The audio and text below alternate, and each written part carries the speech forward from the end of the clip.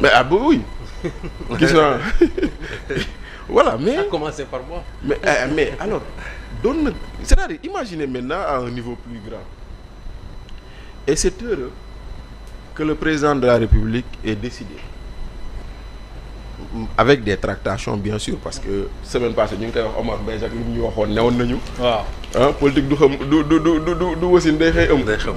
du ëmb waaw day xëy wasin. ne la wóor ni Macky Sall ñëwul nii te amul waxtaan boo xam ne ci suuf balaa muy egsi et tout et c'est bien. L'intérêt d'avoir aujourd'hui le soutien du Sénégal c'est de voir nos diplomates s'activer autour de cette candidature te loolu la ñu amul woon ma jox la exemple démb gis naa la RTS sur ses pages Facebook là ils ont parlé de l'audition d'hier de Macky Sall mais avant démb mosuma ko woon gis mais même parler de la candidature de Macky Sall nga xam ne information la RTS dafa ko woon. lan lañ doon ragal. mais justement parce que Diomaye avait bridé tout le monde on avait retenu tout le monde personne ne bougeait tout le monde attendait nos diplomates disaient dañuy toog xoolal l'ambassadeur russe dès que le président Macky Sall a rencontré le ministre russe des Affaires étrangères c'est lui-même qui en parle sur sa page. C'est ça. Donc indirectement c'est comme si Diomaye devenait le directeur de campagne de Macky Sall et c'est très bien comme ça. Maintenant moom tamit président Diomaye la ñu ko tabb CEDEAO. waaw la ñu ko tabb CEDEAO mu doon loo xam ne man résultat laa ko siy ñaanal. c'est important. te benn résultat laa koy ñaanal. te Serigne Aliou wax na ko léegi am na. défi yu am solo benn résultat laa koy ñaanal. nos frères égarés là. mu delloo si leen. mais loolu mais Bachir loolu bu ko réussir. lan lay xam nga pourquoi jeexital li loolu. jeexital d'abord ñun Sénégal. économiquement loolu dina rëy de. ñun Sénégal économiquement. nous sommes le premier partenaire du Mali. Tout à fait. Ouais. Et aujourd'hui. nos frères égarés kay. mais je les appelle des frères égarés. mais non je suis désolé. tu n'es pas sérieux quoi. Moi je suis presque malien. mais voilà. Tambacounda. waaw Tamba ak Mali waaw. mais tu connais l'intérêt d'une bonne relation entre le Mali et le Sénégal. Oui, parce que l'économie de ta région en bénéficie. fa lay jaar kay. fa lay jaar. waaw maintenant aujourd'hui imaginez que par exemple des Marocains. des Mauritaniens. des Togolais sont en train de faire les yeux doux aux Maliens pour seen marchandise ñu jaaree foofu et ñu tëb suñu port bii alors que nous on est en train de parler de développement du port de Ndayane. oui on est en train pays oui où le Sénégal a une balance commerciale excédentaire.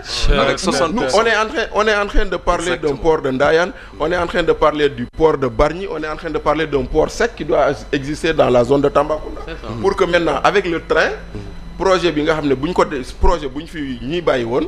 c'est-à-dire avec le train mais gis naa ñu naan 2031 xaw ma la ñuy relancer mais loolu ñun waa Tamba d'accord uñ de ñun dañu dañ bëgg léegi li ñu gis mooy la continuité de ce qui se passait. Oui. Tout à fait. J'ai vu mon frère Bounama Kanté réagir, j'ai vu d'autres Tambacoundois réagir, mais nous allons réagir vigoureusement parce que ñun notre économie dépend du train.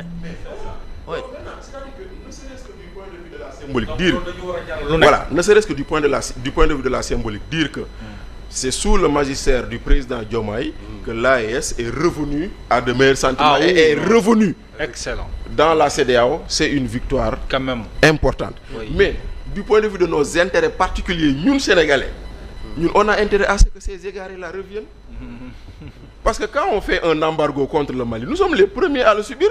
Mais Macky Sall bu leen fàttalee ko fii il a accepté l'embargo du Mali mais il a dit mon port en subit les conséquences. ah oui. kon tey jii nii moo tax man président Diomaye dama koy ñaanal réussite. sur ce point. et j'espère qu'il l'aura. xam nga tax il l'aura. moom lañ ko yéene moom lañ ko yéene ah. lu Kassé di wax sur notre diplomatie. man dama ko gëm on a de grands hommes. et pour man Sénégal. d'excellents diplomates. et pour man Sénégal. La première richesse du Sénégal c'est pas le pétrole le zircon c'est la qualité de nos ressources humaines. man loolu laa gëm man. doomu Sénégal yi ci àdduna bi doomu Sénégal fu mu mënti nekk xarañteef bu ko yàlla may amul fenn. maa la ko wax. maintenant nag moom président de la République s'il réussit ce pari là. même si des fois sax mën naa wax ni sax même si il l'a amorcé que keneen moo ko eggali au moins on dira moo ko tàmbali. man loolu laa koy ñaanal. maintenant Macky Sall nag moom. waxoon naa ko fi jour bu ñu doxee liste bi fii te dégg naa Kassé waxaat ko et je le répète bu fi yemoon sax mu neex. tout à fait. parce que fi ñu toll nii ci système si nu mu tuddati si secrétariat général des Nations Unies sénégalais mosu fa toll. mosuñoo présenter sénégalais. on avait parlé par le passé de possibilité de voir certains briguer le poste mais mosuñu leen présenter kii présenté wu na ñëw na réewam jàppale na ko aujourd'hui Diomaye devient le directeur de campagne de Macky Sall parce que réseau diplomatique sénégalais bu ñu ko mettre en branle ça peut aider maintenant bu ñu amee résultat bu baax mooy ñu ñaanal ko mu dem Nations Unies c'est très bien bu ñu ko amul au moins le Sénégal a fait sa part de job et Diomaye a pris le bon train de l'histoire parce qu'on est en train de parler de train buy jóge buy dem Tambacounda donc le train de l'histoire c'est ça faut pas le rater parce que bu loolu mooy waral tey jii nii ëllëg quand on racontera on dira ah quand même lii la waroon def na ko te président de la République woon nañu ni les clivages ou les ressentis possibles ça ne doit pas guider l'action publique. c'est ça tout à fait. parce que loolu ngay jàng ci mbir mi mooy maanaam. oui tey jii nii am na loo xam ne démb barki démb mais quand Macky Sall est allé rencontrer Karim Wade à Doha ngeen yaakaar ni waa PDS amuñu ci ñoo xam ne ñaan lu tax Karim warul di muy gisante ak Macky. dina am forcément.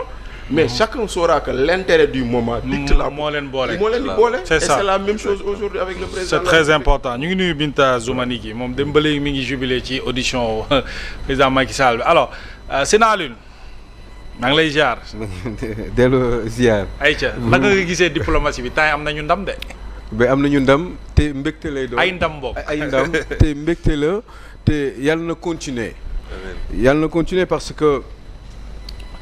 que Bassirou Diomaye Faye bi nga xam ne dañ ko tënkoon ci lu bari pendant 2 ans amaana xëy na yëpp mënoon na gën a gaaw mënoon na gën a yombal lu bari mais c'était juste parce que y avait un monsieur qui l'empêchait de travailler. kooku doon ko empêché liggéey nag yàlla xam naa xëy na dafa yërëm sénégalais yi ba defee nii. nii mooy lan mooy qu'il y ait une séparation entre Bassirou Diomaye Faye ak son ancien premier ministre. Ouais. parce que wax dëgg yàlla gaw ma ni mbir yi doon na demee nii bu Ousmane Sonko nekkoon ci wetu Bassirou Diomaye Faye ba tey wala dina compliqué trop Bassirou Diomaye Faye jàppale nii mu jàppale nii Macky Sall parce que à un moment donné comme je le disais la semaine dernière moom dafa amoon ay facteurs bloquants te daf ko empêché woon mu yëngatu gaw ma sax ni tontu bi Bassirou Diomaye Faye tontu woon ni déglu Macky Sall tontuwuma yëgaluma mbir mi